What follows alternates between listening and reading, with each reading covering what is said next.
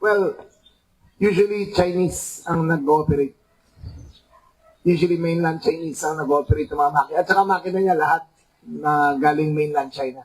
Hinihinalang mga Chinese national ang kadalasang operator ng iligal na kartel ng sigarilyo sa Pilipinas. Ayon kay Interior and Local Government Secretary John Vic Remulla, batay na rin ito sa mga nakukuha nilang ebidensya sa magkakahiwalay na raid nitong nagdaang mga linggo.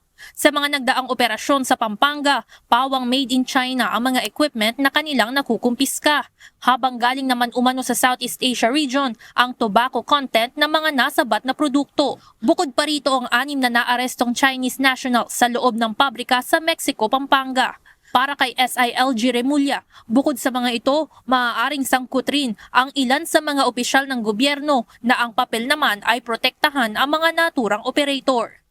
Merong tao sa gobyerno na nasa taas lahat ito at hindi kami titigil hanggang makuha namin at matigil namin na lahat ng operations nila.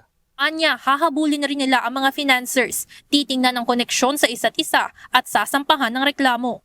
Kanina, personal na pinuntahan ng kalihim ang nilusob na warehouse ng mga otoridad sa Tanza, Cavite.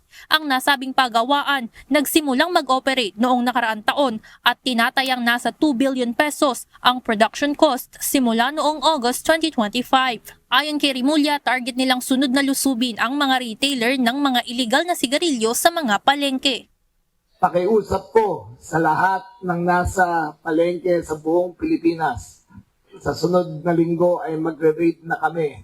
Pag may mahuli po kaming illegal na sigarilyo sa inyong mga tindahan, pero yung nasa palengke na distributor, kakasuhan namin kayo ng Anti-Agricultural Economic Sabotage Act, non-bailable.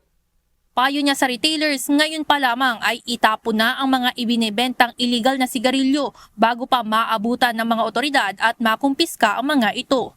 Samantala, hindi naman kakasuhan ang mga sari-sari store owners na nagbebenta nito, ngunit maaari pa rin silang maipasara.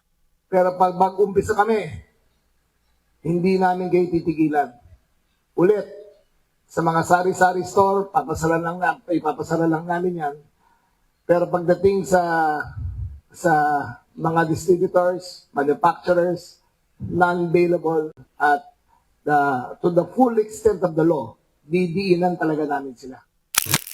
Para sa kalihim, kumpiyansa siya sa kanilang mga operasyon kontra iligal na sigarilyo at inaasahang makakapagdagdag sa pondo ng syntax ng Bureau of Internal Revenue. Pondong direktang ginagamit para sa kalusugan ng mga maumayang Pilipino. Evan Alvarez, UNCV News and Rescue. Diyos ang aming sandigan, serbisyo publiko ang aming pinahahalagahan.